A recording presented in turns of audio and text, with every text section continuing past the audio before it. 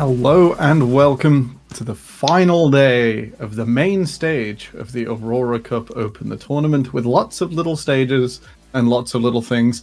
The breakdown here is, if you lose, you toast. You made it through to the second round, but that's as far as you go. Win here, and you go into a draw tonight, this best of three, putting you forward to the final stage.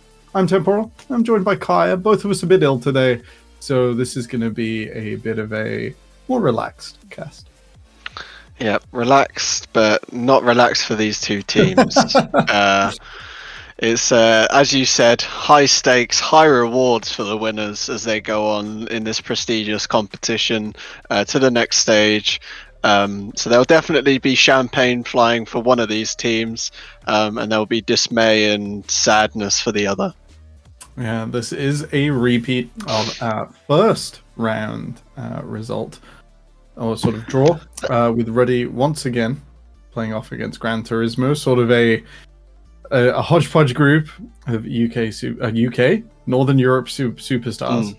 Yes. You know, Mick Murray and Yeppe have been around the UK scene a little, but probably not fair to rob them of their nationalities. No, not quite. Not quite. Everything they've achieved in their regional league's gone. They've played maybe one split or so.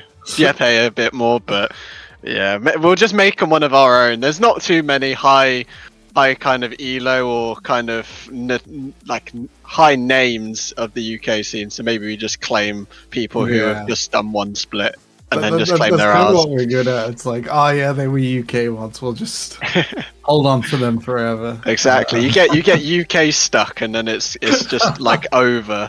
It's over for you after that. Like, just think about Dem Voxner. He was UK. He was UK stuck forever, and then he just played for Carmine Corp. So maybe it's not a bad thing. Maybe this is the solution for all of it. Come to the UK. You'll probably be better than the natives. Anyway, natives already through to the final stage. Interestingly enough. Yes. That's how team names work. Absolutely. Yep. So quite a few are. We're awaiting as you said, the next 4 teams to go and join those. From this group, obviously, we've had Fourth Wall. Did they play yesterday, or was it a couple of days yesterday ago? we had Ruddy. So qualifying up to here against Vanir. So yes. the NLC 5th seed. And Vanir, unfortunately, could not hold on. Nope. Despite winning both early games pretty handily, to be honest. Yeah, and then just sunsetting themselves off into the night. Yeah, we're seeing quite a change up as our lovely production is feeling so much sympathy for both of us, as you can see. But yeah, I think the kind of highlight from this competition has been that the Div 1 teams. I don't necessarily know if it's haven't taken it as seriously, but just haven't quite showed up the way that we kind of expected it. Obviously, it's not an indication that Div 2 and Div 1 are like the same sort of level. Don't think that's really the case. I think it's more so that maybe the Div 1 teams have obviously maybe spent the majority of their budget on the actual competitions that matter for them. So we are seeing a lot of Div 1 teams drop out. I think the biggest one from yesterday was definitely Nord. Nord obviously losing to Venom Crest. Shout out Venom Crest. Obviously they dropped out. We had Lightside. They've dropped out as well. So newly promoted Div 1 team, as you mentioned, Vanir also dropped out as well. So that's already 3 Div 1 teams that we won't be seeing move on to the next stage. Obviously on one side we have Ruddy representing the Div 1 side, and obviously Gran Turismo are very, very new to Div 2. Obviously the ex-Verdant Bloom roster now are very changed from what we saw from Verdant Bloom. But same name. So it'll be interesting to see what organization kind of fills that spot going into spring. Hopefully it's not Link's Legacy, but we won't talk about that too much. Yeah. You know what? Because of that, I just severely doubt it will be them. No, well, okay. If you don't know what we're talking about, you can go and find it on Twitter like everyone else. Yeah, nothing like some Nordic Nothing to see here. Nordic drama. We won't talk too much about that, but hopefully NLC do the right by the players affected by the Link's Legacy stuff. But we hope that we get a fresh face. Obviously, the NLC over the years has had so many unique organizations kind of come in and then leave eventually. So it'll be interesting to see what new face that we have. Obviously, it opens the door to many new eyes to the competition, and hopefully we can find someone that actually cares about it. That's the main thing that we hope to gain from this. It's the goal, it's the dream. Thank you all for watching, because that includes you today. Let's talk about the other team. So Group B that we're covering today, we mentioned Vania out already. The team that has qualified is Fourth Wall. So just freshly down to Division 2 after not being able to put up a roster in that series. Group A has promoted Lazy in Life, which is quite exciting. You know, another team that's sort of been together a long time, I believe. So that roster other than Gotzi, who's their ADC, played Div 3 and NLC and weren't even in the top 2. So they didn't even go into promotion or anything. They got invited to this tournament by the NLC and they've gone through all the play-ins, qualified, and then they've gone into a group where you have the NLC Div 1 champions from, I think, was it Spring? Or did they win it in Spring? Or was it Verdant? I'm gonna go check while you talk about. So obviously they have Nord, who obviously went to EMA Masters. So Nord, they have the Div 2 champions, Venom Crest, and they had the Div 3 champions, J Lings, and they qualified. Wiped it straight through. So Nord came second in regular season of Spring and came second in summer playoffs. Okay. So yeah, ignore me. But they were back-to-back EMA Masters. Yeah. So strong team. Like that when I saw that group drawn, it was very much like this is a ridiculously strong group. But Lazy in Life come out on top, as you said. Venom Crest with the last chance off against J Lings today. Yep. I'll be going on. Please check the NLC tweet because I think they've got the full list of streamers. All right, we're nearly ready to go. We can keep stalling for just a minute longer. Group C, we've got Verdant, who are out and through. Congratulations to Sammy Cummingham's Warriors. I thought you were about to say they were knocked out when you said out. I was like, "Geez." That's pretty brutal. They pushed K5 down into the lower brackets against Realm Gaming, who absolutely eviscerated Lightside. This is a bit crazy. Another team that's gone up to Division 1. Yeah, so Regem the exact same. From Div 3, got an invite, come in, beat a Div 1 organization in Lightside. Now we've got K5, who obviously had a pretty good summer, I think you can say, considering what was expected from the team and the organization. So yeah, I think K5 have had a fantastic year in terms of League of Legends, really. So maybe we'll see the kind of culmination in their placement in Aurora Cup, or Regem will just keep on this kind of prowl that they have going on. I'm glad you know all the team names. Yes. No, that is, I've had to know them for a lot of. I've had to know them for quite a lot of months. An NLC 3 special. And finally, in Group D, Natives at the top. 2 swift wins, pushing both of their opponents, DMG and Lions Creed, into a final series. That's Lions Creed, who I think did a reasonable job come playoffs time in NLC 2, but weren't quite able to run the gauntlet. And a DMG they definitely they definitely turned their split around. They had a very rough start of Div 2 in summer, obviously being kind of one of the teams that got invited in after the whole reshuffle of teams between spring and summer. So definitely coming into this competition with a lot to prove on that side of things. I think they kept the majority of the roster the same as well. I think it was mid and ADC they kept from summer. So them versus a completely changed DMG as well. So it'll be very interesting to see how that goes. Obviously, DMG have split into loads of regional competitions, so it's kind of like the end product for DMG now. So Yeah.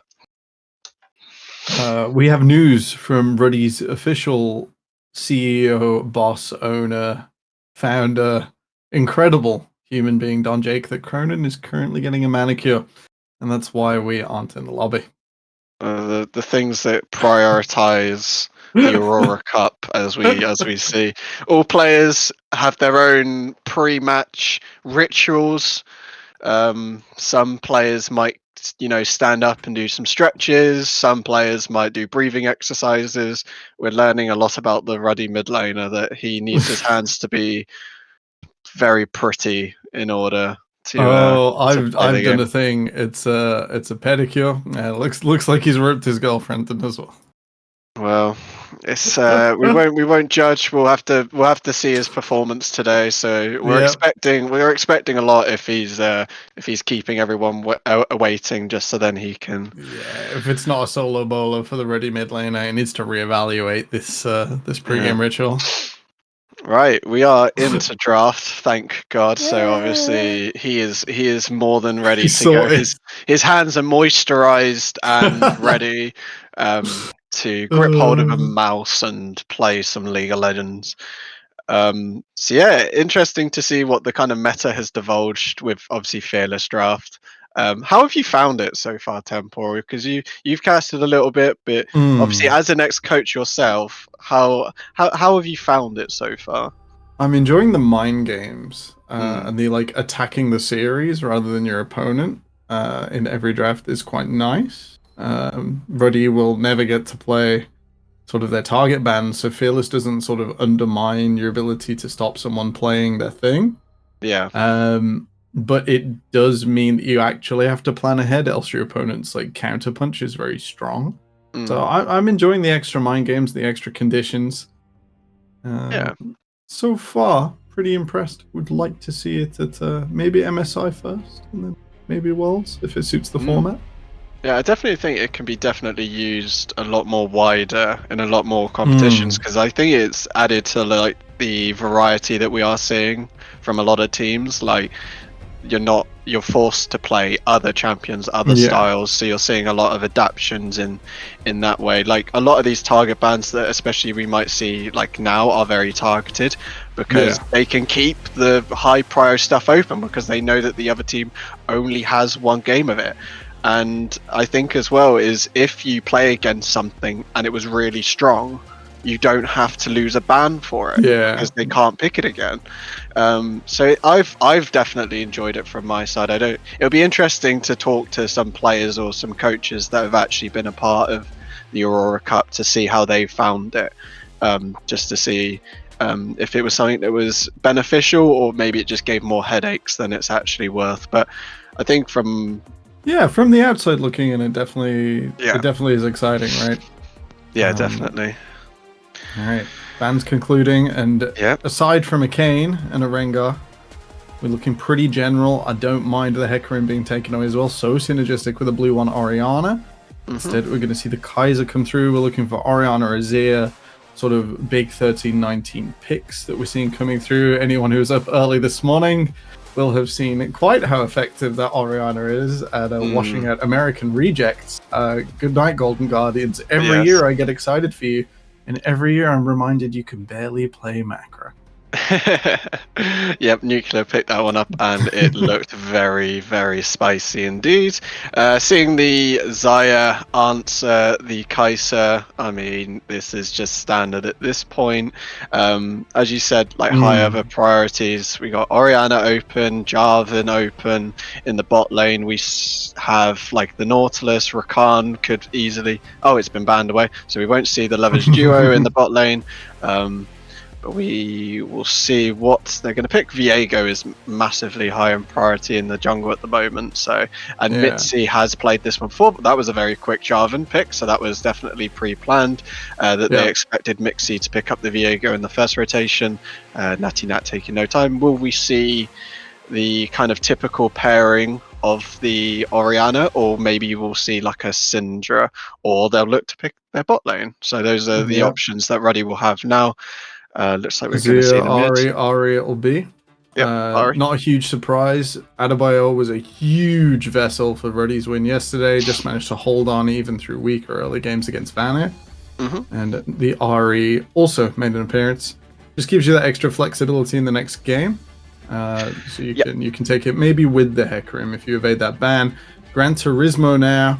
They could finish out their mid lane. They could try and defend something. If they lock the Ornn here, they will lock the Ornn. We need to see 2 top bans to defend it. Else, I swear, if you lock Ornn, defend it with Cassante, and end up into Cassante anyway, it's a bit of a waste of R3. Yeah, last time we saw these two teams play, it was very much the Shihan show. Yeah. And there was one game in particular, it was game 2, where Shihan picked Jax into Gnar and just dominated. And then I even think for game 3, I think he picked Cassante. And we were a little bit apprehensive about him on that champion after his performance, but he actually played it really well in the laning phase. When it got into the later stages, he wasn't as effective as he was on his Jax. So we'll have to see the kind of adaptations. I'm sure Niplo will not want to repeat of the Jax from game 2. So as you can see here, GT definitely targeting the picks that Shihan is known for. They banned his Aatrox in the first rotation, and they've taken away his Darius in the second one. Probably might even see the Jax be banned here, or they'll leave it open, hoping that Shihan uses it in the first game. He's going to ban away the Gwen, which is a typical kind of ban against an Ornn. So there is quite a fair bit open for Shihan, but we'll have to see what he decides to use in the early stages. Yeah, Jace Fiora, if he wants to keep that aggressive line. Looks like Ruddy are more focused on the mid 2v2. Ari Jarvan really quite lethal to a single target. Lissandra, Viego, pretty close to matching it. And the Orianna, also high priority control mage. Taken away. This probably should be Azir for Mikma here in the mid lane. Unless we want to see something a little more spicy. Easiest way to roll R5 round and secure some advantage in that bottom lane. Yeah, it will either be that or it'll be a Syndra here. I don't think we'll get anything too crazy unless we get Veigar or something. Oh my! Yo! Okay, where's that coming from? That is into a Jarvan, Mikma, you madman! Yep, Mikma opting to go this way in draft. Not sure if this is a pre-planned pick. Obviously, it must just be a Mikma special for himself. Ruddy looking to round out their competition with some solid. We're going to get a top and a support. Braum, no surprise there, really in the support position. Obviously, really effective against the Ornn. Can kind of shield the Ornn ult away. We'll have to see what Shihan has in his pocket. Will it be as spicy as Mikma's mid lane pick, or will it be something kind of bog standard into the Ornn? I think it's got to be. It might end up in side lanes versus Kassadin. Fiora here is a slam dunk, I think. Yeah, there we go. Askreen didn't quite roll over for a second. That was the Fiora. It's sort of the risk if you do take the Cassante that Kassadin will roll you over in sides. With support coming through now, unless it's going to be a Renata or something really spicy to try and mess with the Braum. Let's see an Enchanter. Let's see, this is I am powered to go forwards. I quite like this. I wasn't sure if Peterson would go to it.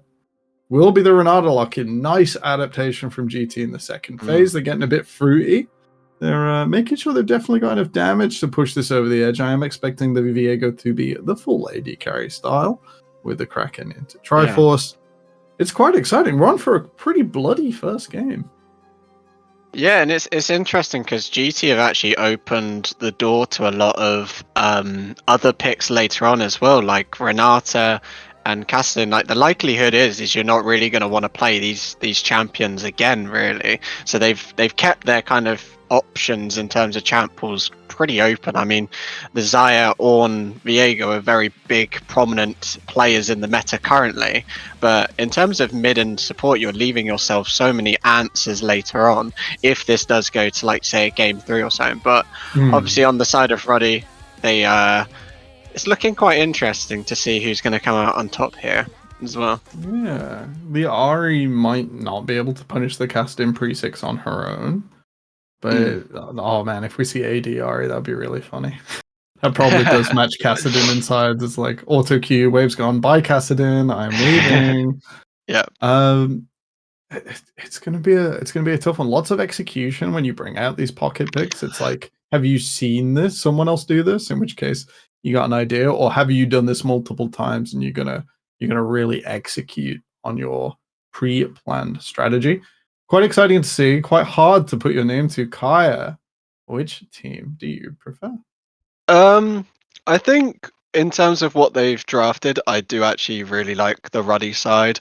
I think from what I've seen of this roster, they've got exactly kind of what makes them a really good team so far. They've got Shihan on a real side lane threat, into an Ornn, which he can punish as well. He's not on a champion that is just there to kind of trade a little bit with the Ornn. I think he played Renekton into Ornn the first time he played against GT, and he just went even and then really didn't do a lot. So they've given him a champ that he can be proactive on.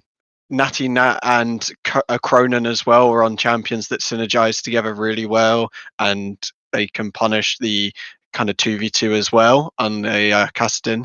So yeah, I really like what Ready have drafted for them. It'll be interesting to see if Mikma can get his Kassadin ahead as well, to see how effective this champion becomes, because I do expect Ready in that 2v2 to be punishing quite a lot. Sending game. All right. I kind of like the GT Fruitiness, so we're gonna split the difference here. Yeah. There's Peterson clearly needing a pedicure of his own. Just gonna quickly disconnect to get that sorted out.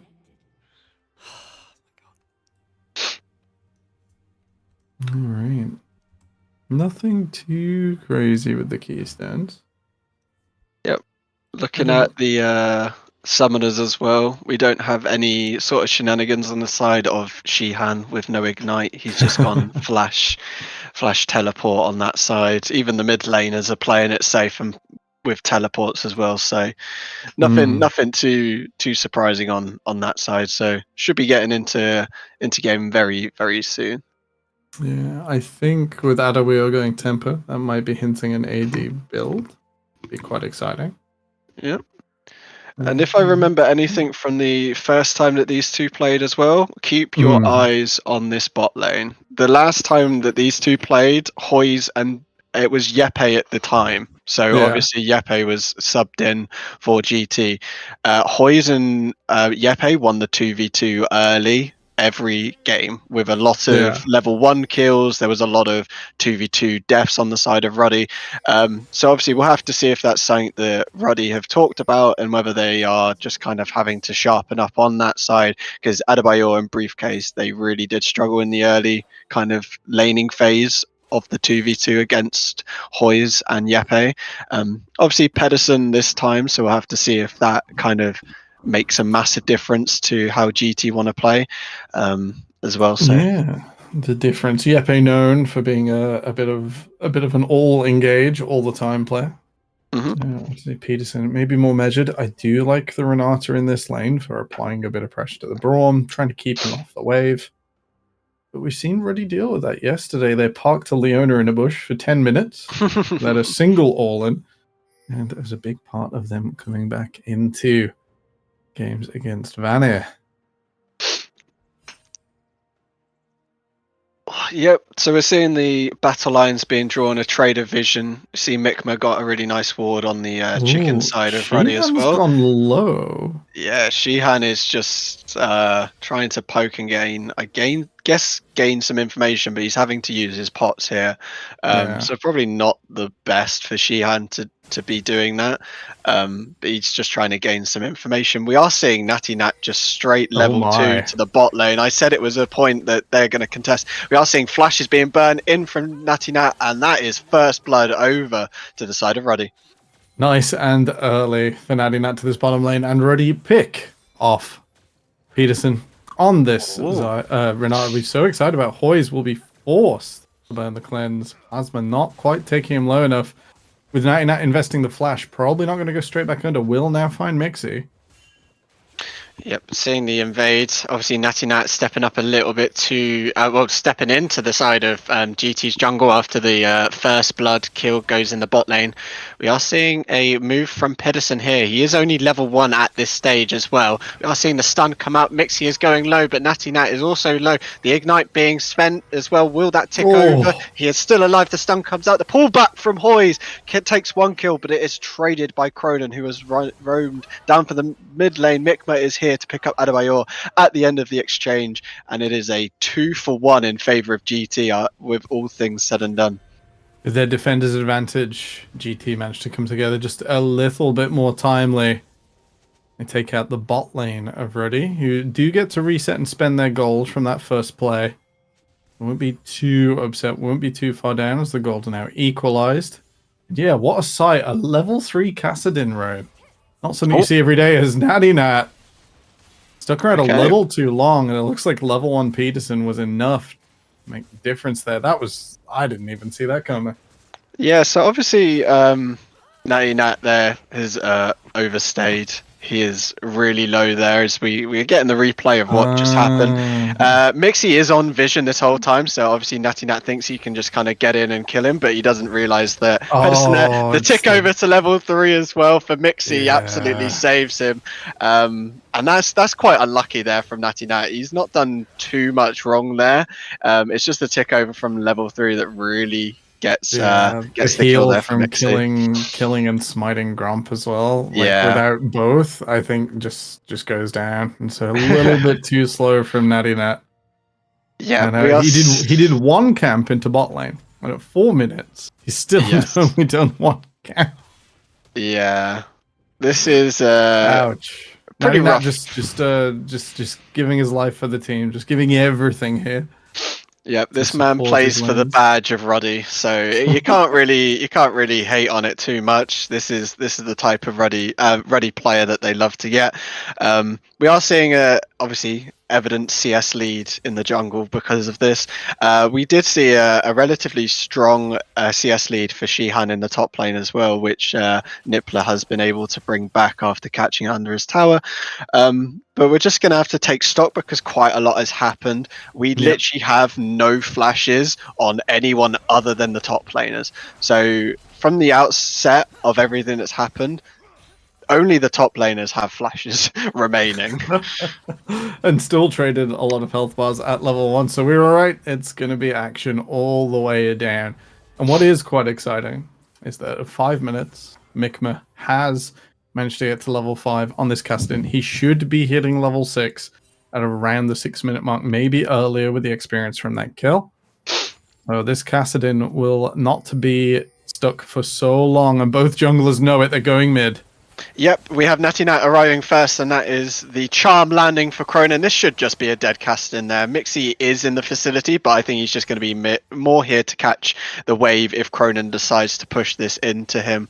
So really nice roam there from Natty Nat. Knows that the mid laner of GT doesn't have a flash, and that's a relatively easy gank for the Ruddy jungler. Yeah, the advice full clear then gank is normally pretty good. Normally not at 5 minutes, but they're still going on bot lane. Hoy's here. Will be knocked up. Will get the chance to stay alive. Not able to use it. Not able to convert the takedown. And Ruddy just get 1 more in the bottom lane. Yeah, really close there. All of the health bars really low, but Natty Nat has stayed in the bot lane. I don't know if we're going to see much more go on there. I think it'd be a bit too much if the Ruddy side decide to extend this play any longer.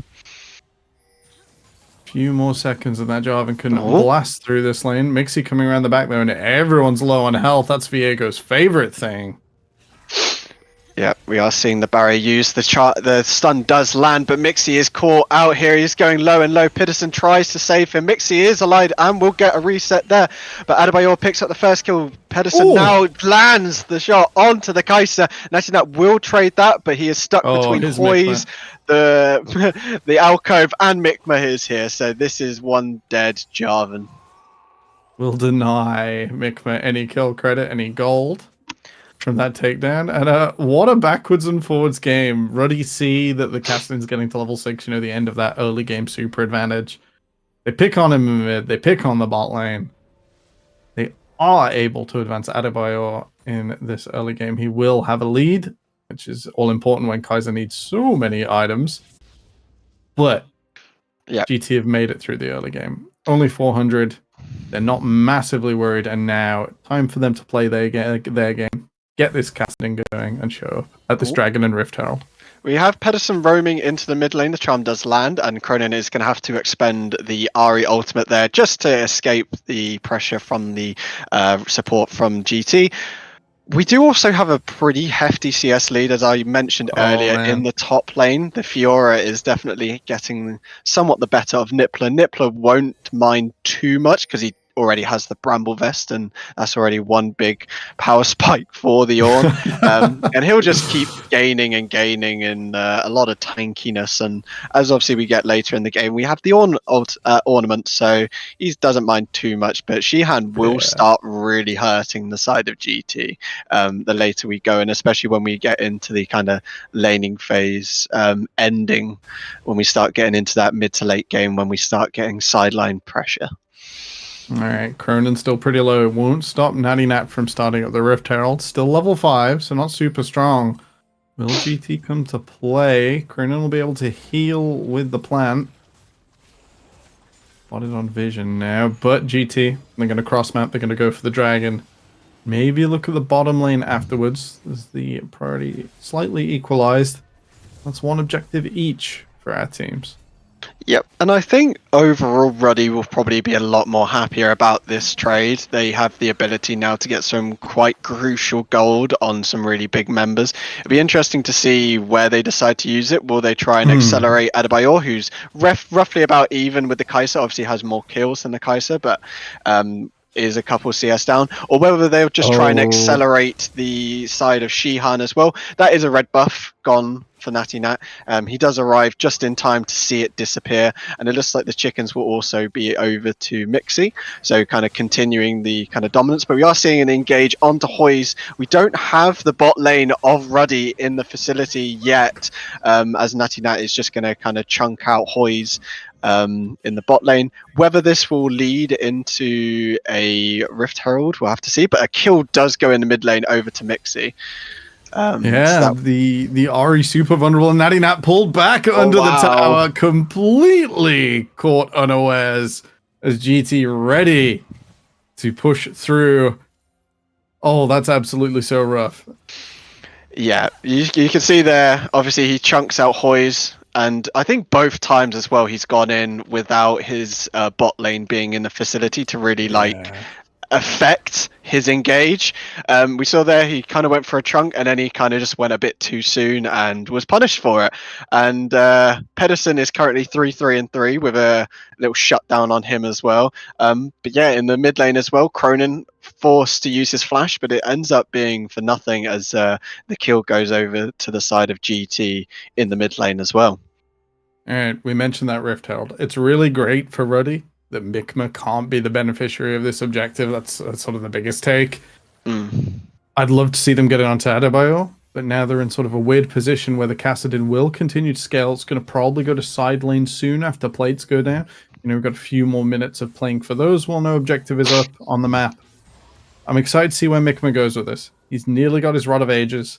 A clean move into a side lane would be really good for GT's mid lane. Yeah, we're seeing Natty Nat start rotating down to his bot side. Obviously, the bot side camps aren't up yet, so this gives us an indication that the Rift Herald will most likely be used for Adebayor, just to kind of try and get some more gold onto this Kai'Sa. Shihan's doing a lovely job in the top lane already, so they're not going to use it on that lane there. We are seeing Briefcase Man with a force and a flash, but we do have action in the mid lane. That's going to come to nothing, but the ultimate is used from the Jarvan. This is Pedersen locked down. He is taken out as well. The shutdown goes over to the Kai'Sa, so that's 300 gold over to the Kai'Sa. They are going to back up as they do know that Mixie and Mikma do have the ability to rotate down, but we should see the Rift Herald be used here on the side of Ruddy. We'll have to see whether GT respond with moving any members down to kind of match it. Yeah, Mixie is here. We'll move through the shadows straight onto Adebayor, not respecting at all. he is going to be going really low Adebayor, but he is kited enough to be able to survive for a little bit. Hoyes will pick up the shutdown on the Kaiser, will go down to the side of Ruddy, and Mikma has teleported here. I don't think you survived this too much, but the damage isn't quite there for Ruddy. As I say that, Mikma will be bailed out, but will go down. That is a pretty hefty trade over onto the side of Ruddy. The Rift Herald will be used. This gold won't be going over to Adebayor, but it will be going in the hands of Natty Nat and Briefcase Man. Yeah, they at least get it in the lane they originally planned to use it. Oh, come on, guys. There's one more. One more. Hey. There we go. Final plate taken over in that play. I think they'll try and revisit this. I think they'll try and back up Adebayo for a bit more gold in the next few minutes. It's still not quite at 14 minutes. Mikma over-invests into the bot lane, and while he has got his Rod of Ages, I'd have maybe liked to have seen him teleport in earlier and not be such an accessory and afterthought to the play. Yeah, I think in that play, Mixie obviously thinks he's got enough damage to kind of explode the Kaiser, and where he does, he doesn't equate that Natty Nat can still be in the facility. So it's a really nice response there from Ruddy. They're not letting this kind of game slip out of their hands. We are seeing quite a lot of back and forth between these two teams, as we expected really after their first round kind of face off. That was a very back and forth game, so we're seeing a repeat of that today. All right. 13 minutes. Ruddy winning an early game. Not something we've seen so far this week, as Vania were just a little tough for them yesterday. Mm-hmm. That's pretty hopeful for their ability to go forwards in this game. They've shown off they have the resilience. Have they got the nerve to check this trap? Mixie waiting nearby. Will get onto Briefcase Man. Yep, just a bit of trade of damage there. Briefcase Man is able to just kind of dip out. We are seeing the dragon come up as well, so obviously this is a contention for Prio. Cronin is able to get it in the mid lane. Mikma having to use the ultimate, but obviously it is a Cassidon that comes up really quick. He is only level 10 at the moment, so it's not the end game for Mikma. But we are seeing a contest around the kind of vision line for this dragon. Cronin won't be caught out there. The charm does go sideways, but the Ari has a lot of escape tools, so probably not in a situation where he's really going to be in any danger there.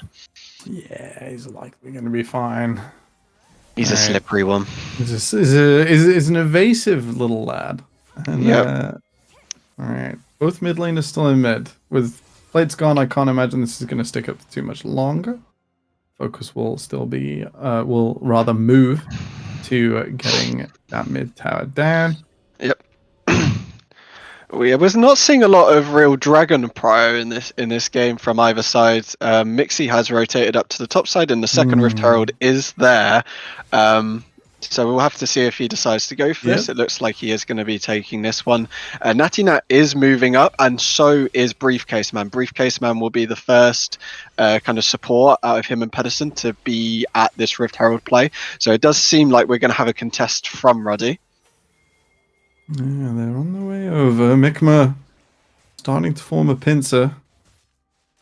Natty Nat with the priority now onto this objective. Mixie completely gone in the wind. Now the movement back down towards this dragon, dropping this herald in mid, clearing out the wave would mean that someone from GT has to stay and clear it off. See whether that's the play or whether they try and hold it for something even more afterwards. What are we going to do, Ruddy? Yep, we might see it used for prio onto this dragon, or it looks like we might just see a rotation into dragon come out from Ruddy from taking that. Briefcase Man has stayed, so yeah, the Rift Herald will be used. This will most likely be mid-tier 1 gone. Yeah, it's pretty close with those plates down. Turret's that much squishier. Mikma, let's clear it off. The dragon's still not started for Ruddy, so they did claim that tower. They didn't use the little bit of time they get. A GT would have to respond to that in mid. Instead, just choosing to slow down the dragon taking. You know, normally we could be on Soul Point right now at this stage in the game, coming up 21 minutes. Pretty average for a team stacking up at the dragons. Instead, neither team willing to do it. We're delaying elders, both trusting in their scaling. a pretty confident position from both teams. Yep. We will have to see when this dragon will be going down. We are seeing quite an extension of some form of a gold lead on the side of Ruddy. Currently sitting at, 3k gold lead for them. Briefcase Man has been caught out here, rooted down. Is pretty tanky though, so he will stay up. Hoyes has taken a fair bit of damage from Adebayor as well. The trade back from the Kaiser is really nice in this situation, able to poke down both Hoyes and Mixie. Cronin is trying to rotate down. It is kind of being forced away from Mikma. We'll have to see if we see an extension of this fight. Looks like we're just going to see the root land on Adebayor, forcing the flash out. So that is both summoners down for the Kaiser. It's a dangerous position to be in. Shihan already parked at Nippler's T2. So demanding a little bit of presence, earning a bunch of priority for Ruddy on that top side. And with it, they will feel confident starting up the ejected. Mixie's in. Yep, and that's the stun on Mixie. Mixie does go down. Adebayor really low. Might get picked up at the backside. The Zaya ult has been used at the bottom side of your screen. That is the first kill there for GT. The kill for Natty Nat has been traded though by Conan, who picks up two. The Ari is getting a lot of work done here. Constant roots. The stun comes in as well onto Nippler. That is Shihan teleporting down. And that is the first kill on the Fiora. And this is a fight won by Ruddy.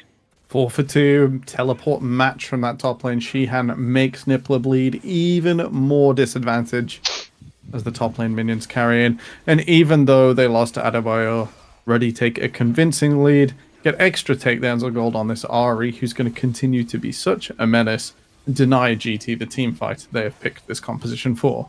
Yep, as we see the rotate over to gold, we are seeing just gold leads on gold leads in pretty much every single lane for the side of Ruddy. They've played this early game really well, and as I was talking about a 3k gold lead, they have been able to extend that even further now with a really, really one-sided team fight on the side. One on the side of Ruddy. We are seeing a massive gold lead as well on this top lane, and there's not really been too much going on in the top lane. It's just been Shihan kind of bullying Nippler in this early stage. Yeah, it's not been responded to. GT have sort of held their head high, but with the 4v4 on the rest of the map, they're still pretty evenly matched. And even with one losing side lane, not a position you want to be in as we go into very well into the mid game now. Even though those dragons aren't stacking, so their Elder is not present. We've got item completions through the Navori now for Adebayor. A bit more of a classical AD build, something we've not seen for a little while, but should allow him to evade Kassadin later on, as he will be able to go invisible without any conditions except a few auto attacks. Yeah, we're seeing Mikma here just in the shadows. I don't know if he knows that Briefcase Man and Reddy can be here. The ward will catch him out. That'll just be a trade of damage there. We are seeing a interesting invade during the chickens. There are quite a lot of people congregating there as we see Natty Nat goes in. The ult used by Kaiser. Hoyes is so low. Looks like he will be bailed out though by Pedersen. It will be traded though, and this is massive from Mixie. Is picking up resets on resets, able to pick up a double kill, misses the W on the Kaiser. Briefcase Man so low, but might be able to escape here. And that is a nice callback from GT. Yeah, just able to hold on there, and with holding people still, able to get Mixie's ult multiple times onto multiple people. The Viego splash damage, not to be underestimated. And even though Ruddy looked like they started the playoff, GT hold on and gnaw away slightly at that 5,000 gold lead. Yep. They need to keep trying to find some small wins, GT. They've got to claw themselves back. It's definitely not way out of the realm of impossible for the side of GT to bring themselves back in. They do have some really nice scaling on the side of obviously having an Ornn is really nice. Obviously Kassadin, Viego, really strong champions. This Zaya as well has had a relatively effective game so far. Has been caught out a couple times, but also hasn't been completely out of this game. So as we start getting into the later game, Ruddy just have to clean up on a couple of plays. They have been in control for probably the last couple of minutes of this game, so they just want to kind of remain in control and make sure that they don't overextend and fight over some chickens when no mutual objectives are up. Everyone out here dying for the chicken.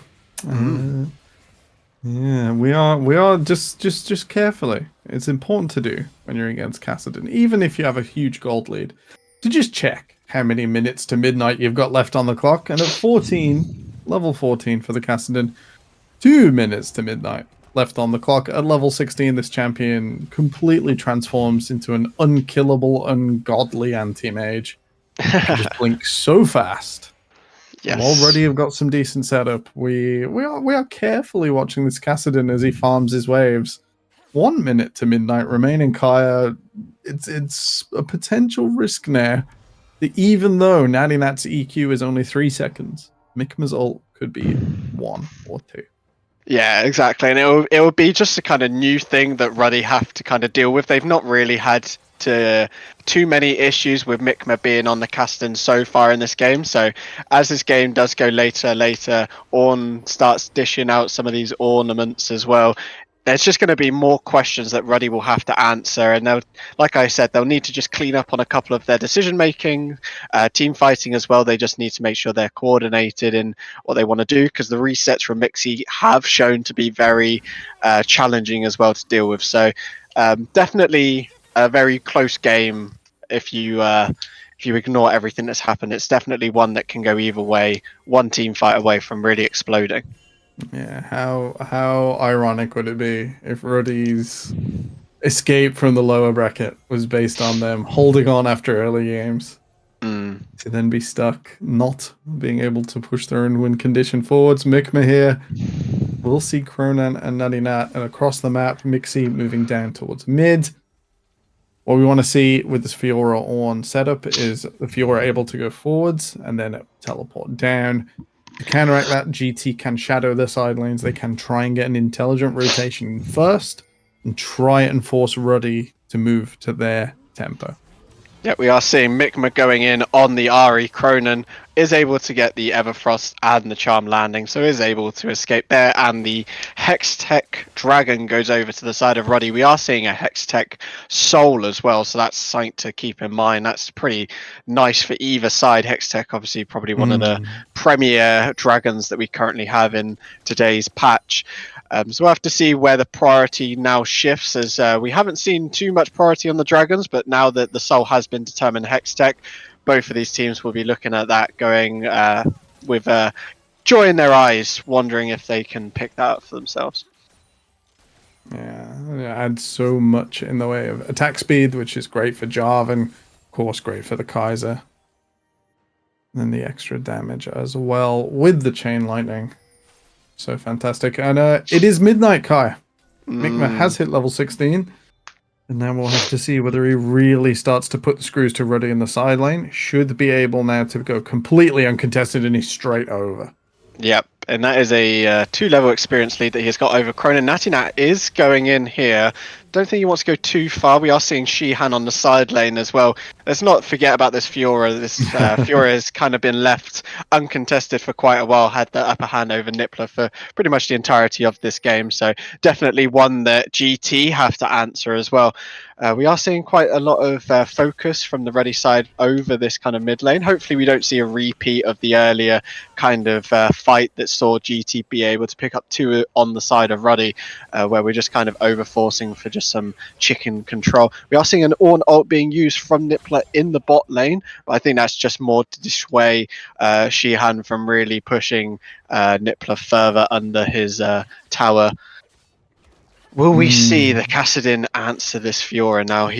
Mikma has rotated down. This is like Godzilla versus Mothra in the bottom lane. I'm not even going to make the King Kong joke because we all know he loses horribly in that monster lore. But 2 absolute behemoths of the late game. One AD, 1 AP, both of whom dash around at less than 2-second intervals. Looks like Mikma won't be catching the wave, so doesn't want to try his luck just yet. Was there just to buy Nippler some time. Ruddy, they've got equal push on mid, and in this equilibrium, they're going to struggle to get onto Vision. GT out there first. Man, Mikma is a ticking time bomb, and I'm just waiting to see when he's going to go off. We'll have to see around this team fights. Doesn't look like many of these teams 1.6 seconds on the ult.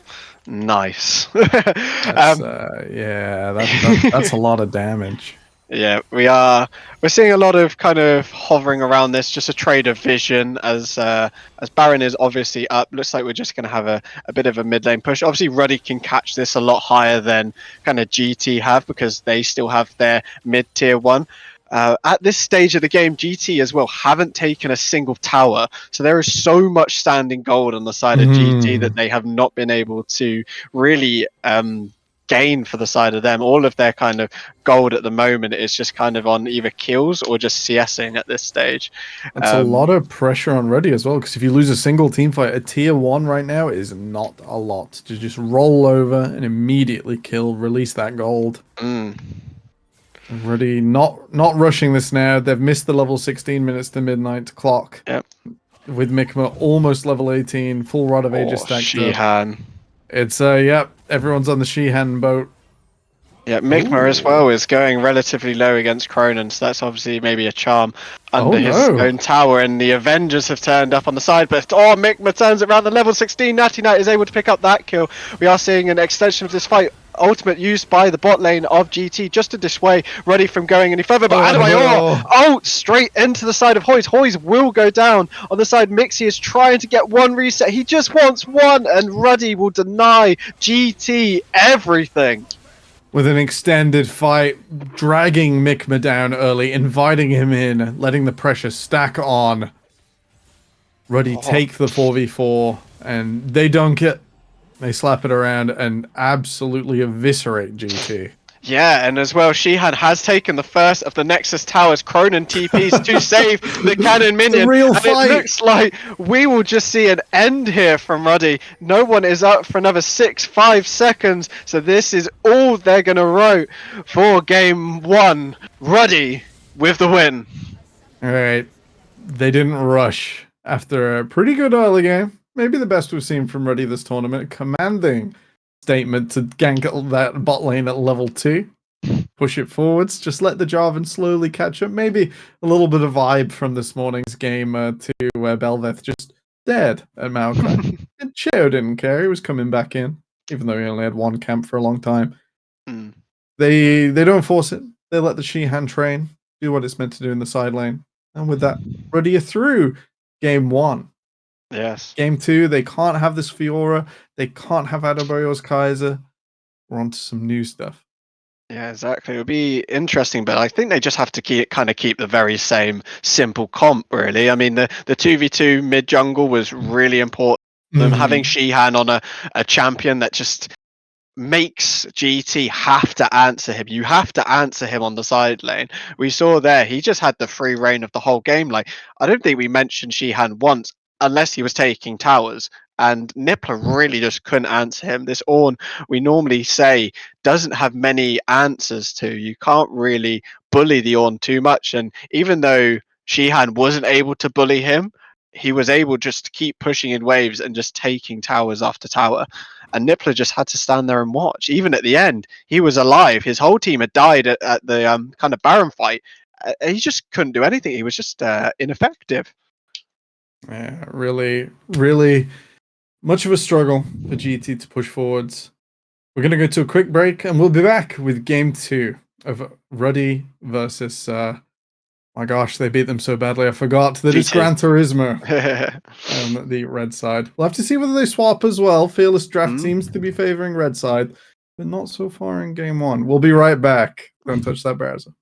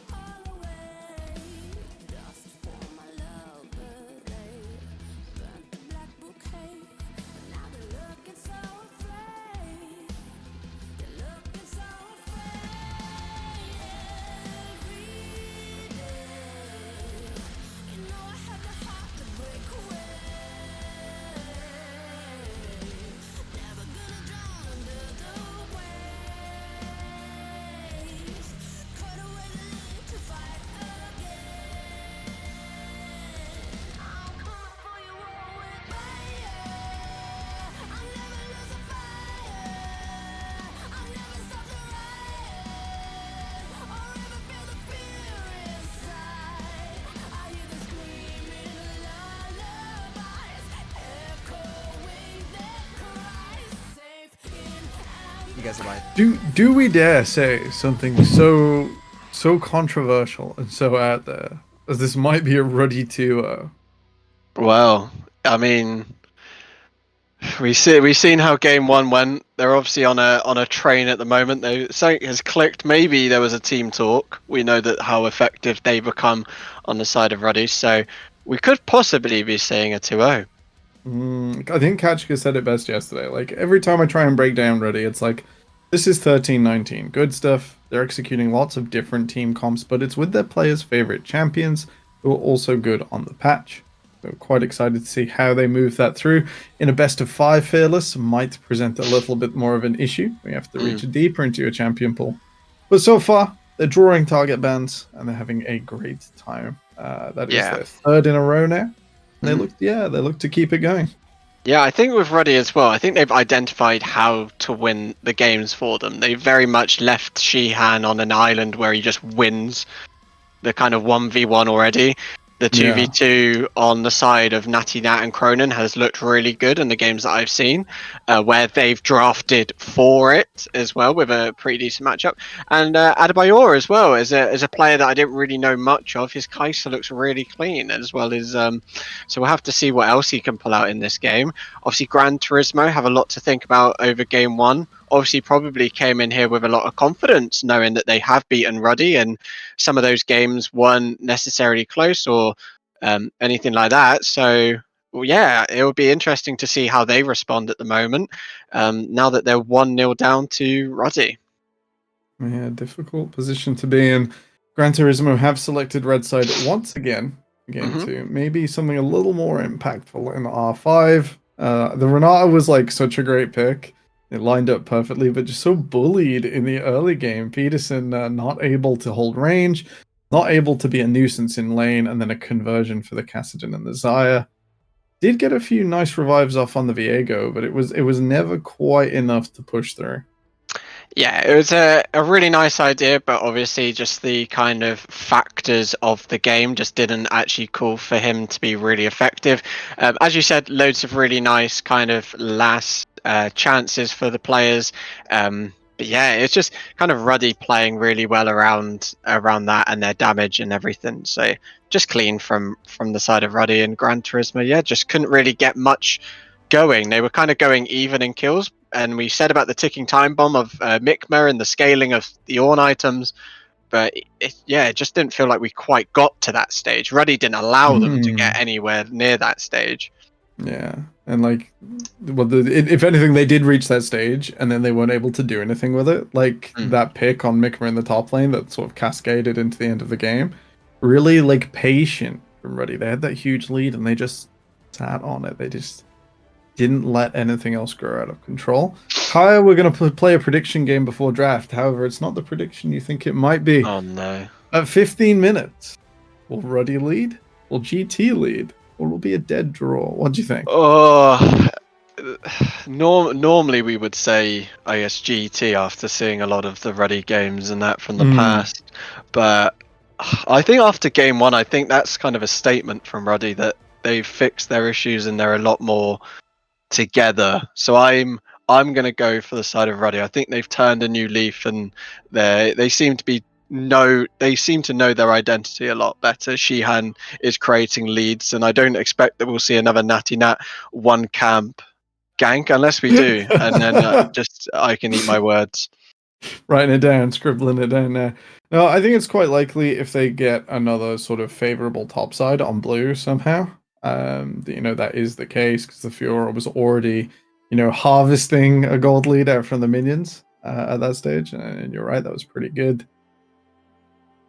I think it's going to be a little bit harder this time. I think R5 probably going to top lane, so I'm gonna go with that horrible fence sitting option of them being pretty even at 50. We'll have to see who's right. Who's right. I think draft will play a lot into it. I'm not too sure if we will see an R5 for the side of GT. It does seem like they kind of prioritize their mids a little bit more. And maybe Nippler's just going to play another tank, but I think into Shihan, that's exactly who he thrives against, those kind of tank players. So So yeah, we'll have to see. Maybe GT, like you said, do give the R5, so then he's on a champion that can, you know, fight against what Shihan brings out. But we are into draft, most likely, and I'm not sure if you've seen this as well, but most of the bans for these fearless drafts have stayed the exact same, just because these are the Yeah. kind of like the focal points for both sides. These are the kind of one tricks that they're just getting rid of. The only sort of exception would be if like Ruddy banned a Kaiser now. So like you win with Yep. something instrumental, and then you remove it from the series by banning it because Mhm. you aren't allowed to pick it. I like from GT that they moved their target ban forwards. Just gives them a chance to pivot slightly more based on what Ruddy are going to ban on 2 and 3. And should try and help them fix that R3 ban into something a bit more favorable. Hecarim will go missing once again. No more helicopter Natty Nat, as we saw yesterday with the Shojin first. I can't help but think this is going to be like Oriana on one, or maybe another decent AD carry. Ruddy could take the Xayah themselves, which we saw them do yesterday. Quite interested to see which way they're going to go. We're nice and open. 13, 19 good stuff is their flavor.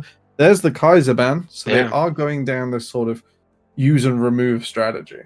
Yeah, definitely. And Tristana is open as well. We have Talia open. Viego is open for the side of Ruddy if they want to kind of be the jungler potentially. We did see Aatrox was the other ban from GT, so we might see an alteration because they did ban it second. But they're going to really target Natty Nat here. With the jungle bans, obviously kind of not believing he has anything other than maybe Jarvan, and that was one of the picks that they did leave open. Ruddy, so Ruddy have left the Rakan available. Obviously, for the side of GT, they can't pair it with Xayah, but they can pick it. Shihan hovering the Aatrox, kind of a little wink that they have left it open. But we are seeing the Rakan being picked, so this is most likely going to be paired with the Xayah that GT can't actually pick away from the side of Ruddy. So that gives us an indication of where Ruddy's priority currently stands. It's kind of the only weakness of a Rakan Blue One that, you know, a Xayah can be picked and can punish its movement into the front line. A Lilia first, a little bit unusual. We'll have to see if that's flexible. That's a bit odd. I don't quite think so. Lilia was really strong in the last patch, so I'm not sure. I've seen it kind of creep a little bit more. If you ask Cast in fourth wall, he definitely loved these like AP kind of just I'm gonna go farm for the whole time sort of champions. We are seeing the Lissandra. Will this be flexed into bots? That is a big question. Potentially. I've also seen Rod of Ages top in challenges. Oh wow, that was an interesting one. Yeah, that's a straight lock in with a double AP mid jungle, the 2v2. It's an effective 2v2, but it's not one you'd choose, and it's one that doesn't hold up to other good 2v2s. It just has nice synergy. So I kind of like the Nocturne here just to dive in, always be present. I'd like to see an Oriana. I want to see the Xayah as well. We'll have to see which way Reddy goes because they will lose some of this to the second phase. Yeah, I think you kind of have to go Xayah here because it's going to be an instant ban for the side of GT. Like you can still very much keep your options open for what Shihan and Cronin pick out here. We'll have to see how GT want to answer this. They're going to obviously keep the flex between this mid and support. They're going to pick up the Ezreal. This was the Ornn last time, but they're going to be targeting the Ezreal here. Now we'll have to see the bans. I do expect maybe Aatrox and another top laner being taken away for the side of GT. So we'll have to see. Yeah, no hesitation on that Aatrox. Absolutely straight out of there. Maybe we'll see Shihan go to something like the Jax, something flexible, but that does embody that run forwards in the side lane playstyle. Anything that pairs up with the Nocturne can be sorted out really well. Interesting to see whether GT go for the Oriana here or something else. Be my choice just to stop the outrange on mid. Could also double down on this top lane. Yeah.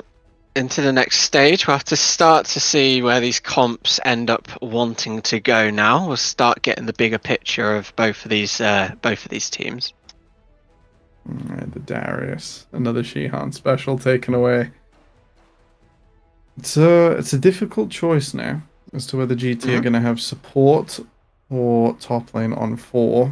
They gave Peterson R5 last time around. It didn't really make the difference. I think you just have to kind of keep this Lysandra possibility in terms of a flex open. I can imagine so. But as you said, Nippler really struggled in the last game and got a really strong Ornn pick. So maybe they're going to learn from that and let him have the counter into Shihan.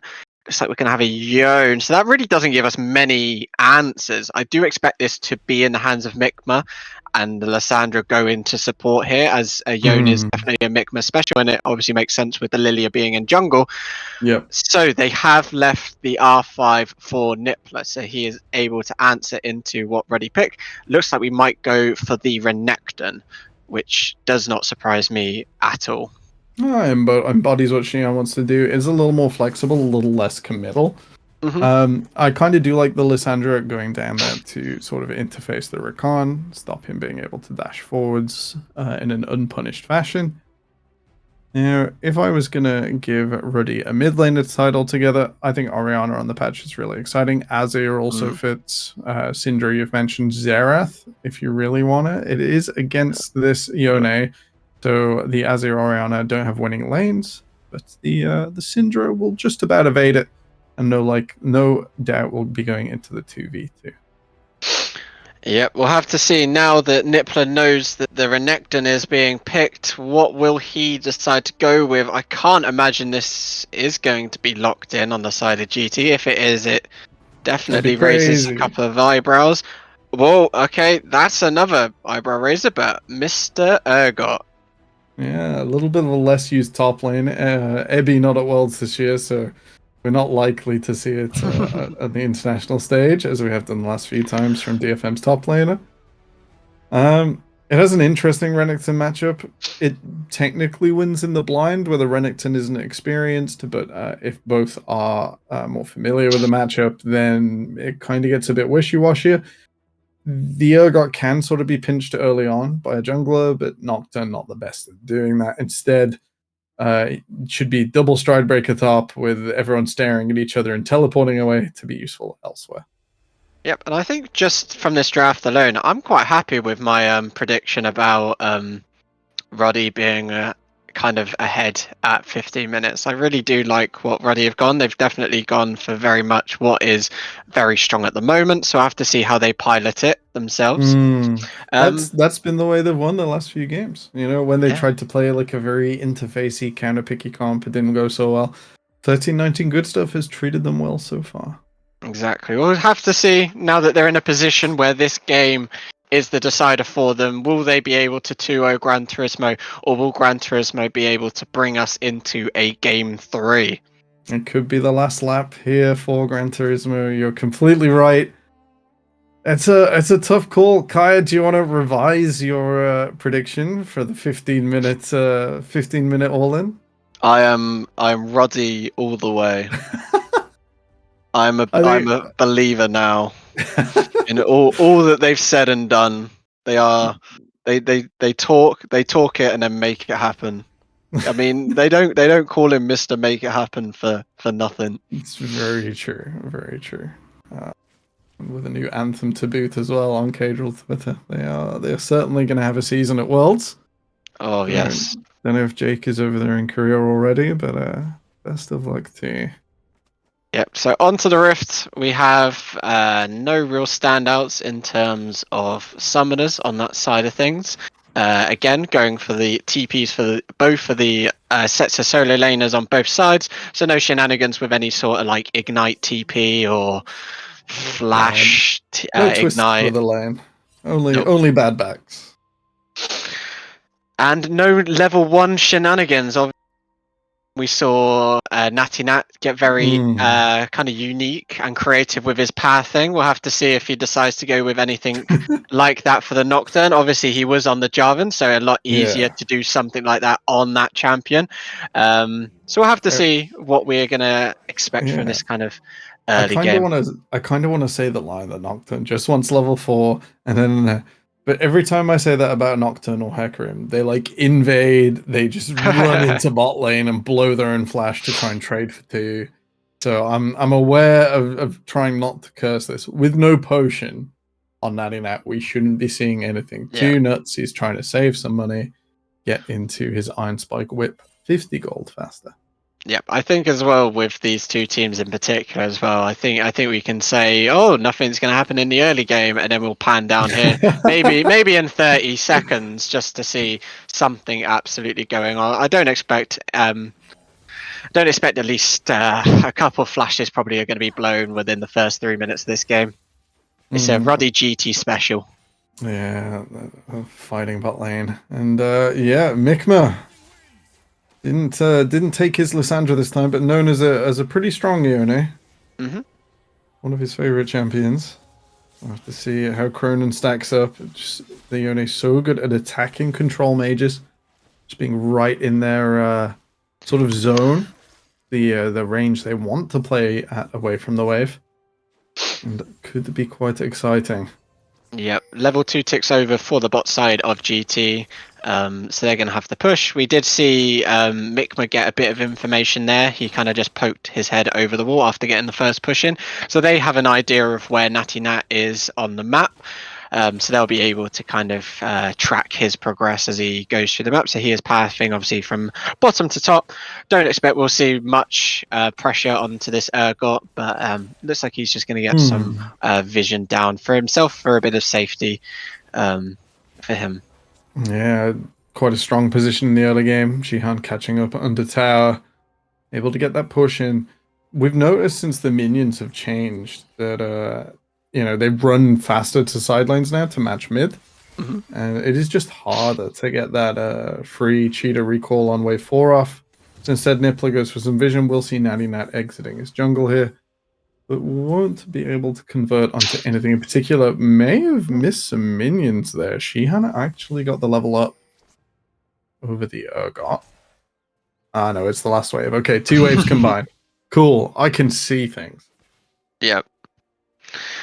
So as we see, Lilia has rotated down into this bot side. He is on vision there, so he's still going to commit for it. This is going to get very, very interesting. We are seeing the knock up onto Pedersen, the first blood, the pullback of the feathers for the Xayah. Mixie goes relatively low, and it doesn't look like Briefcase Man is able to pick that one up. We are seeing a kill in the top lane as well. That is traded between the two top laners. Natty Nat for a gank up in the top lane as well. So we are all blood in game 2. All right, a quick replay here of what happened. So Natty Nat took that crab. We saw him move into that river. Q's to even get to top faster, and a dive on the other side with the Renekton while the Urgot gets the level up. This is Renekton's bread and butter. Holds him still under the tower for Natty Nat to unload on, and with so much AD on that Nocturne when you're on the path, able to take him down relatively quickly, crashing the cannon wave and the remnants of wave 5 into the tower. Teleport burned, Nippler now down on gold. Yeah, and it's we expected some kills in this early game. We hit the 4-minute mark, and then GT have already said, "There you go, 2 apiece." So lovely action on the side. So we are seeing a kill onto the Xayah and on the Ezreal. Obviously, both top laners were able to get a kill out of that trade as well. So relatively even, pretty much across this whole entire map. If anything, losing the minions in the bot lane, the big difference in that 200 gold on our screens. Pedersen now waiting to do a little bit of a gank from behind on the Lysandra. Cronin is on his own. No one here to back him up, and they are getting Nippler in as well. The root does land. Mikma is in. The stun does land on Mikma, but that is not enough to save the Syndra, and that is Mikma's first kill of the game. Yeah, absolutely brutal there. Pedersen able to get behind. And just no hope. Even with the flash away, Mikma's pullback damage enough to finish the kill. We'll have to keep an eye on that, see if he's able to snowball it out of control, or whether Cronin can hang on for dear life. Yep, TP going to be expended by Cronin just to pick up a couple of minions under his tower. Mikma able to back as well and spend the gold that he got from his first kill and the 10 CS lead that he's been able to just solely accrue for himself in the mid lane. Bot lane as well, pretty sizable CS lead.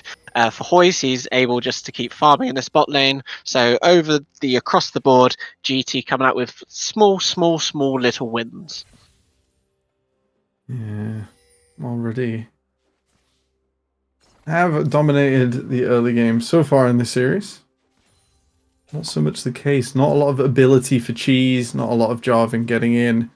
Molnatina is up here now for a double level 6 dive and does reasonably well into the Urgot. This is a risky play. GT will start up the Dragon in cross map. Yep, the cross map coming out from GT. They're going to prioritize this first. Drake Natinat is up here. Doesn't have level 6, so doesn't have the ult, but is just going to be able to shoo away the Urgot. The fear is going to land, so Nippler will be fleeing, but nothing more really going to be achieved on the side of Roddy. They are sacrificing a Drake for this. Peterson has rotated up, but it's just going to be a stun away from the Syndra, and that is all she wrote. This Urgot struggling now to touch his own minion wave. It is fed to Shihan. Fed to Nippler's T1 tower. He's going to take a base. This is a bit rough now. That is the goal difference completely equalized from that play on the top side. And Cronin even saved his jungle of the Rift Scuddler by going into the river. Red buff and the Chemtech Dragon start off a small price to pay to stabilize a top lane against the snowballing pick in Urgot. Yep, and obviously at that whole time as well, Pedersen had moved into the mid lane as well. We are seeing some pings being dropped onto this bot lane. Briefcase Man and Adebayor relatively low here. Level 6 has turned over the double drowsy for the Lilia as well. Cleanse, the pullback of the Flevers will root the Lilia. He is ticking down. He goes, but Hoyes as well flashes forward to get the kill on Adebayor, but that will trade. Adebayor picks up 2 kills for himself at the end of that. Yeah, well, what excellent work to pull the feathers back. And I really thought that Mixie was going to get away with that. As Mikma goes all in mid, it's a little difficult. The bulls will chase through.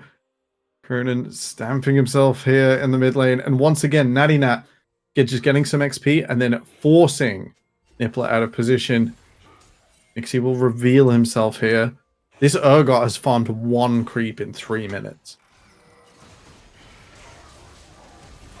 Comes through. Nanina able to take Mixie down with that paranoia. Briefcase Man has roamed all the way up for a fantastic knocker. Ruddy able to pick up 3 in the top side, all for the scaling Nocturne, and continue to maintain their top side lead. Oh, right. We're still waiting to get some technical issues resolved. Mikma, I'm back. Goes in with the ultimate. He's trying to defend his red buff. Adding that flashing away. Mikma once again coming around the side. Goes straight through Briefcase Man. Yeah, he did use the flash there. So really weird on the animation that there wasn't a knock-up. But this should just be a dead Nocturne. That is a shutdown. That's 300 gold going over to this Yone, who is sat now at 2-0. The only thing more exciting than exciting plays is an immediate takedown back over so that the fight has to continue on even standing. Nippler finally back on the minion wave. GT playing sort of a more one-sided map, and it might struggle to work out if that Nocturne continues on this snowball. Bit of a worry.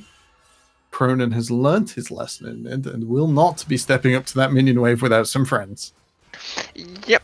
The Rift Herald will be taken by Mixie, so it'll be another development to see where he wants to be placing this one. Probably going to be going either in the hands of Mikma or maybe in the hands of Nippler to try and catch this Urgot back up, as I do believe that the majority of this gold lead probably is sat on the Renekton. Oh, yeah. 1,500 and then stable in bot lane and a little bit behind in mid, kind of made even by the junglers.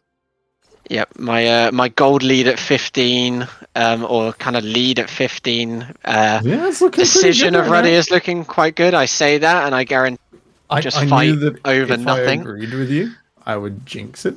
I'm not unhappy with the situation, but at the same time, a lot of work left to be done.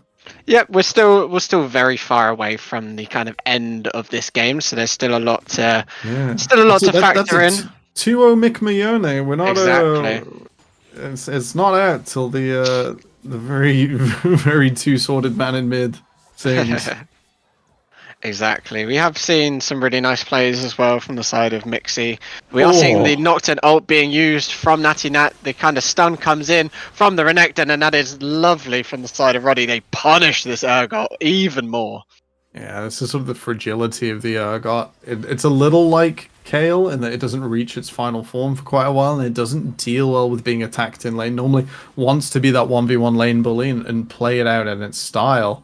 And while Mixie is getting a lot of CS off of taking extra jungle camps, Natty Nat is sharing some farm in the top lane and getting the camps up there whenever they push past that turret line. And it looks like GT aren't willing to sacrifice their mid and jungle to punish. That is, we're getting on for a flame horizon in top. We're not quite there yet, but it's pretty close. Yep, and we are seeing Mixie here. He's just taking some more jungle camps, but at the same time, like, 99 is getting so much done on this map, and it's another he's gonna do him again. Will we see the repeat dive? We are seeing a counterplay. There is a lot of members on the side of GT in this bot lane. The Rift Herald will be used on the side of GT. Oh, man. But this Urgot is just hurting. We are seeing a kill going over to Natty Nat. The assist did come over to Shihan, so he obviously did something in that game. I thought at the end of it, it was just going to be a solo polo. And walked at him menacingly. That's all he needed. Exactly. That's all the assist that Natty Nat really needed. And a 5-1 Nocturne. A Renekton who has a massive CS lead as well. Roddy are getting exactly what they want in this early game. Yeah, it's one-sided, the best way to describe it, because not only have they generated a 4,000 gold lead in trade for 2 dragons and a little bit of weakness in the bot side, they've also done it all through this top lane. That Renekton that has pushed up all the way to his inhibitor now. There is a reasonable chance we put Cronin up in the top lane. If they want to match with Mikmo, that means he's away from future objectives and action, and a way that Ruddy can continue to play through this mid game. If GT are going to do something about it, I want them to continue stacking up these dragons, but maybe be ready to catch Ruddy if they continue to go a bit too close to that tier 3. Yeah, and whilst we're in the pause, little bit of information from the chopper about some of the other series going on tonight. Yeah. As Jay Lings have beaten Venom Crest 2-0. Wow. So from that group A, we will be seeing Jay Lings and Lazy in Life as the 2 representatives coming out of that very tightly contested group. Other games across the board, DMG are 1-0 up on Lions Creed, and K5 are 1-0 up over Regem. So just a little kind of drop in of what's going on across the board and all of the NLC action. Yeah. Oh, that's a K5 with Thomas going mid and Floops on AD carry as well. Popular names around the NLC scene. Maybe Amazing. In years gone by, maybe I'm showing my age, but it's exciting.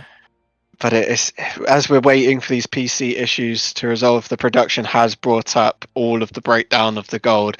As we were saying, this gold lead on the side of the Renekton, and even in the jungle, Natty Nat has accrued himself a wonderful little gold lead there. This Nocturne has very much accelerated his own game and the game of his top laner. It's like the dream Nocturne game, right? You know, you want to just constantly be growing out of control and being able to put pressure on your opponents, and then just appear. To just constantly go top every other time you can use your ultimate, but you're not going to wait for it to go again. You're not going to full clear to be an objective. You're just going to absolutely shatter a lane bully pick, pair up with the Renekton in a way that makes me just wonder if that Nocturne icon's a bug and we got Nidalee here. You know, it's really great, like, patience from Ruddy to like not be like, I need to go and do my wolves right now. It's like, no. This is the game plan. This is how we're going to do it. And so far, working out for them really well.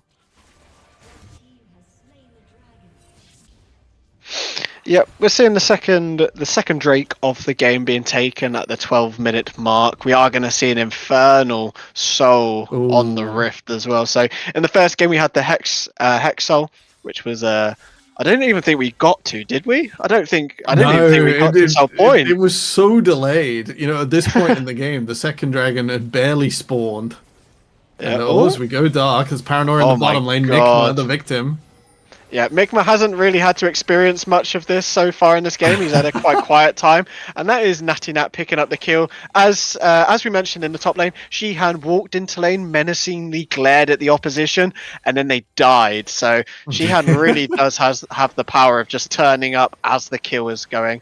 We still even have turret plates as well, so as Shihan is pushing this wave in, he'll be able to pick up some of those for himself. They These are are the about assignments to we called out. You know, they're going to keep pushing it. Oh no, Adebayor. Oh wow!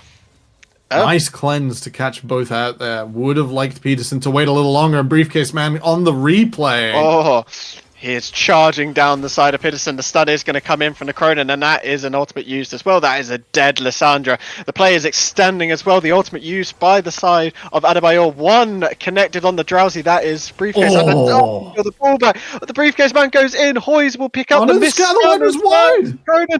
Hoyes is so low. And that is it. I mean, it is a 2 for 2, but it really was quite close from these two teams. Yeah. Unfortunately, Ruddy's gold lead grows even further. Yeah. Plates didn't fall till after that play had happened, and Shihan had pulled another 3 out of the bottom lane by the look of it. Natty Nat helping him down there. So even though Ruddy's are at numbers disadvantage, great cleanse from Adebayor, a little bit of overexcitement from Peterson, maybe anticipating a faster cleanse or trying to double down, means that GT they get a bit of they get part of a sentence out of that play. However, it's not quite enough with Ruddy on the cross map.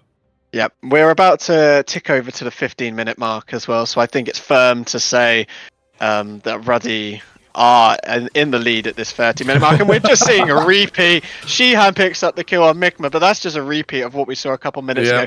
Natty Nat is playing perfect around these ultimate cooldowns as well. I think every time that I've seen the Paranoia be used, it has resulted in a kill. I don't think there's been one so far where we've kind of gone, okay, that wasn't really used for as intended. But Shihan does so much damage on this Renekton. That's absolutely brutal. Just reminding Mixie not to step forwards, and Hoy is picked out as well. Briefcase Man not having to commit any big cooldowns. He doesn't have any yet.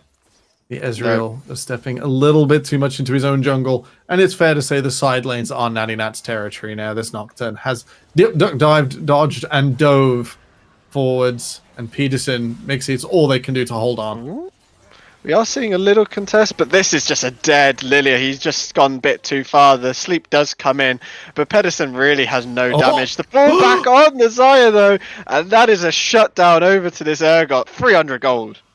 I guess it's fair to say Ruddy's bot lane forgot Urgot was in this. Yeah. Right? He's been made little so far. But yeah, I can't even, like, it's the name of the ultimate's really fitting. It's like no escape there for Adebayor unless you're on the Feathers Fly at low health. That always a true damage execute. Fear beyond death. That's the one. Look at that. And death inevitable if you stick around on low health and forget that Urgot's in the game. Yeah, it's one of those where I guarantee Shihan hasn't mentioned the Urgot once. It's just been I've killed there's top. A victim in the I've top lane. Top. Yep, top die. and then when he arrived there in the mid lane, it's definitely Adebayor going, yeah, that's what his ult does, and that's what the champ does. We are seeing the dragon spawning up very soon. Looks like the priority around this dragon is kind of shifting as the game kind of goes on. Ruddy realizing we're really strong, we should start fighting for these. And GT kind of going, well, we've got a couple. Are we going to farm or do we contest?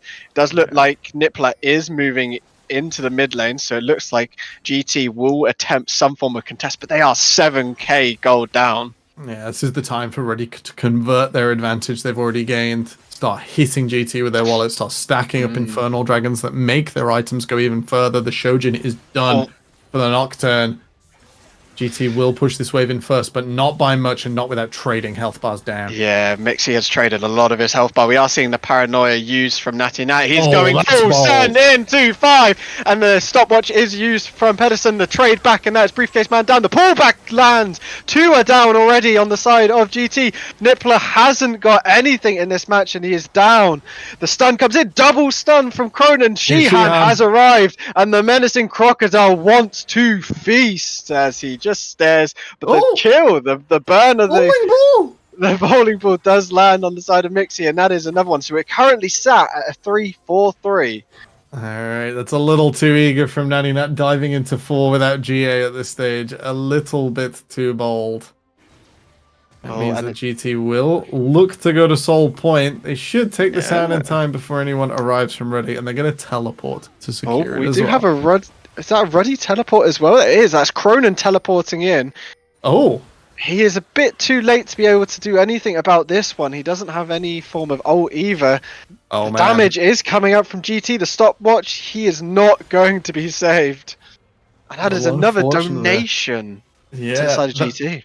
That's so rough. It's like the desperation play. Be like, no, we were so far ahead. We gotta fight the dragon. I've got to try and delay them if I can. Ready, you've just got to find something else to play around. Diving 1v4 in mid from the Nocturne, not the answer. They got to either get vision in for picks, or they got to make it come to an objective, or they got to go back to bullying these sides. Yeah, they're just going to go back to what worked, and that was just bullying Nippler. Poor Nippler just kind of got to a stage in that fight where he's like, the minions will work. That was the real objective, eh? The real 1v1.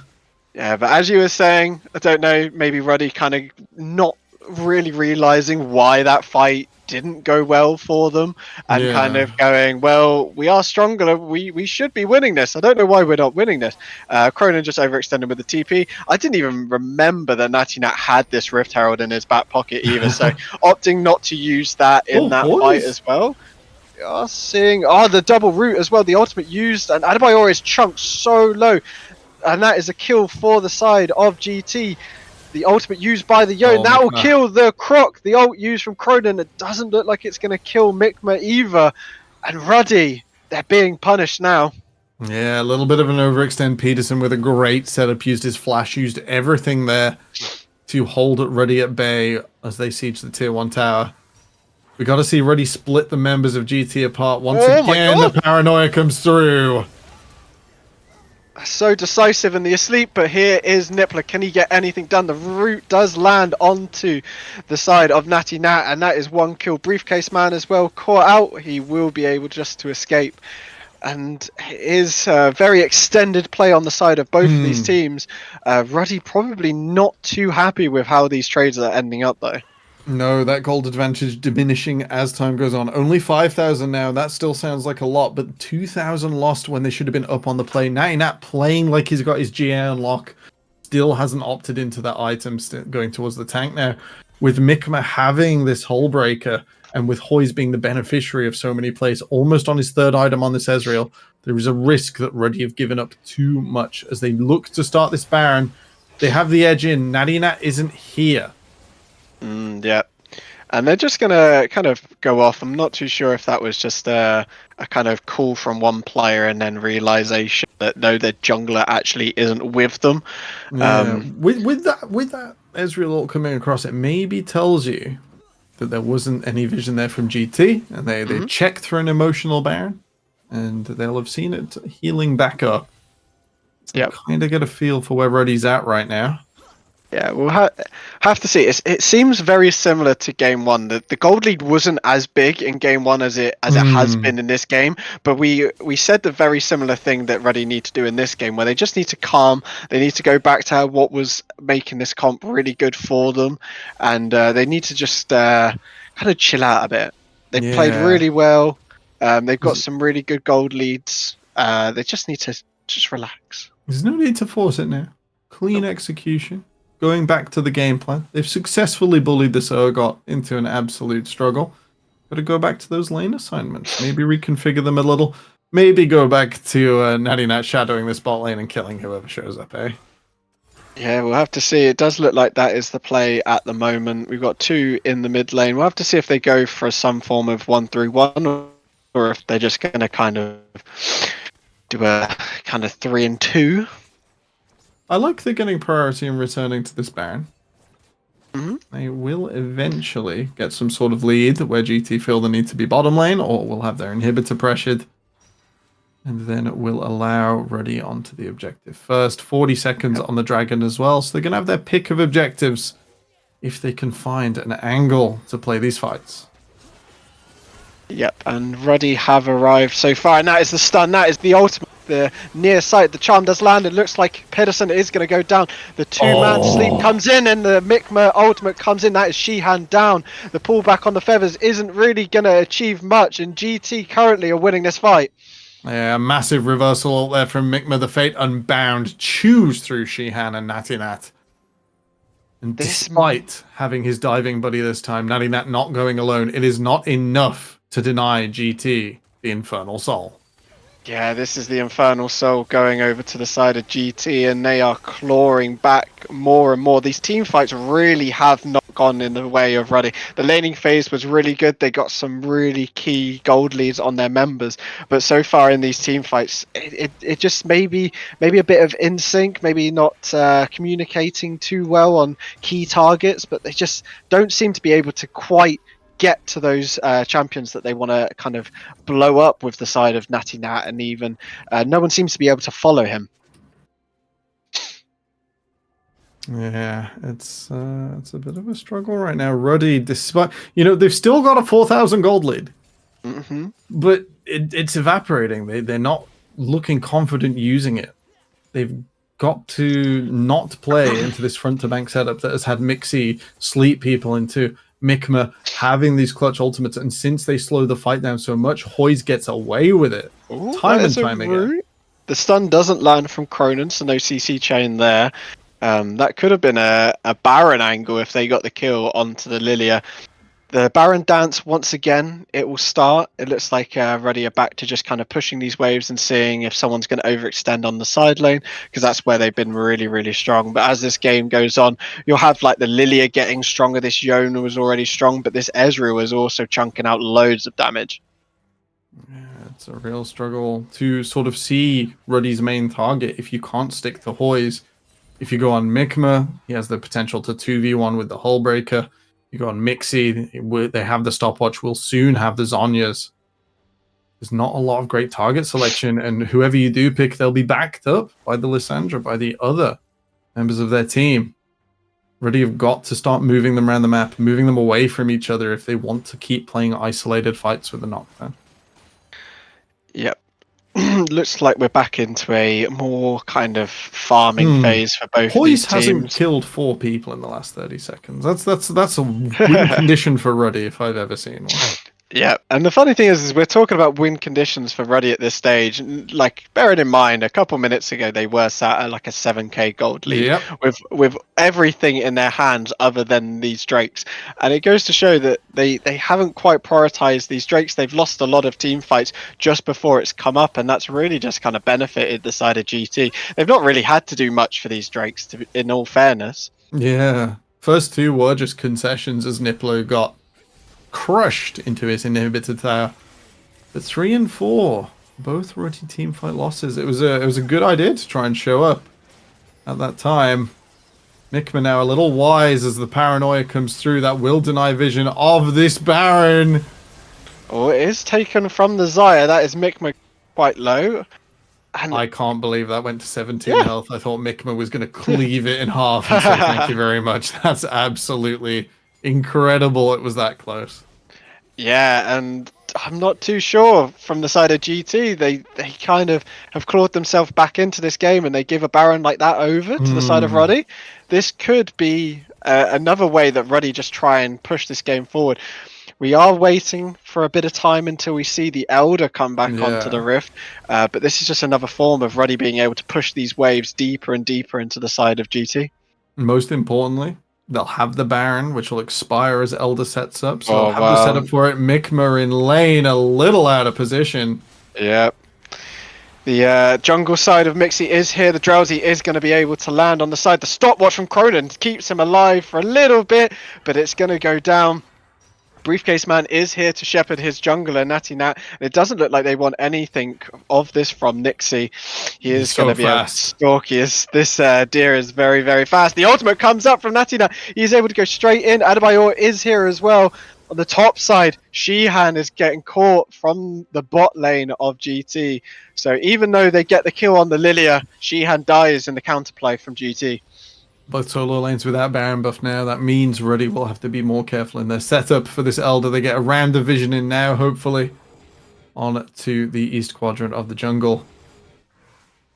If they are going to do a long reset before coming back to this Elder, this kind of has to be it. They have to be prepared to struggle and keep their forwards in position.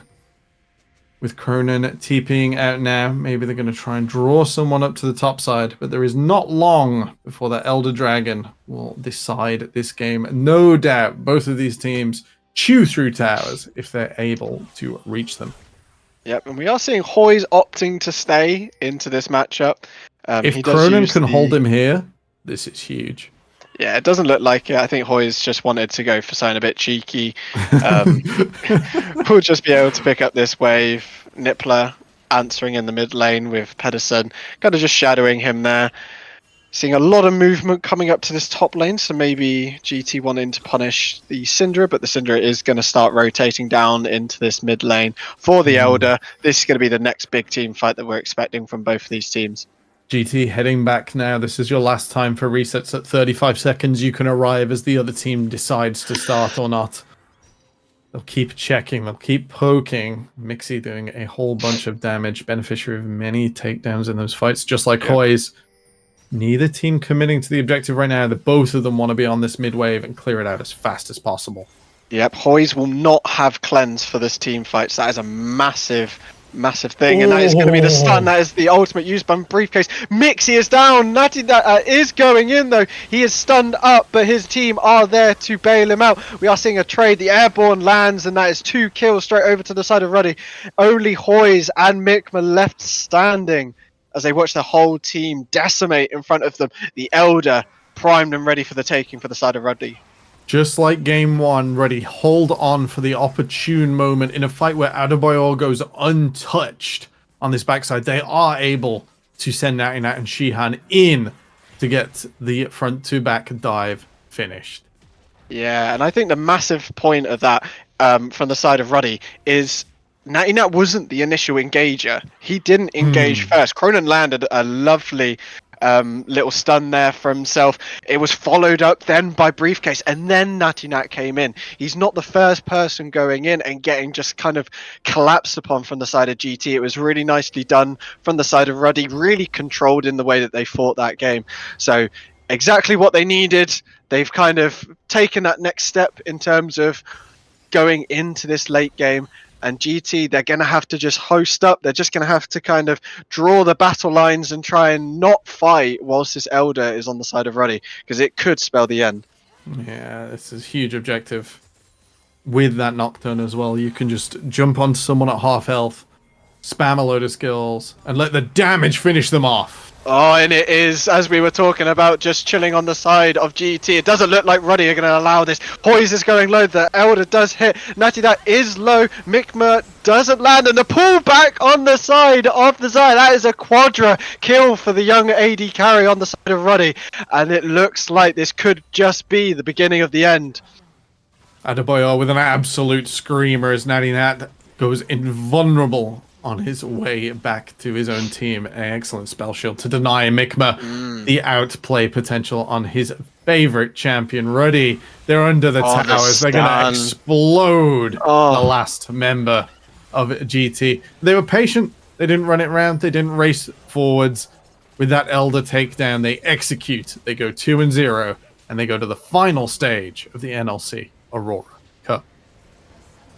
Yeah, wonderful play there from Ruddy. We did have a couple questions as we got into the kind of mid-game, as they started not really understanding how they wanted to team fight. But I think once they got a handle on it, and that Elder really just showcased the kind of growth I think this team has had. Because I think when we look at them, especially when they played GT the first time, it almost seems like a very different Ruddy from then.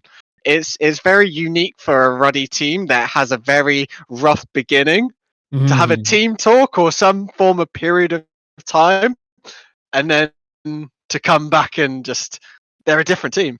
Yeah, it's a lot of refuse to lose energy. It's really cool to see, and it's not something you can really bake into a team. It's a special streak and an attitude they've got to keep with them. And just seeing them able to execute. And like, these are the positions where you can get frustrated. You can blame your coach from draft, you know, because it's too hard to front to back when the Nocturne dives on 4 and the Zaya's got to move forwards instead of backwards. But then they go and execute it to finish out the game. They hold on until they can use it, and then they do. Kaya, well done. You've won the prediction game for today. Anything else?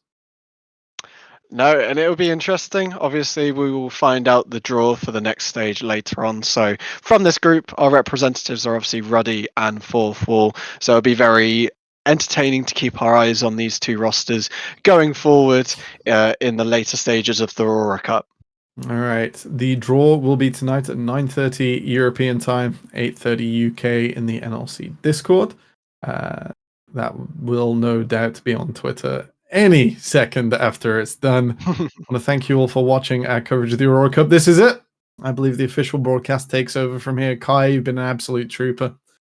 Not just today, but throughout our efforts. And thank you, everyone who has joined me.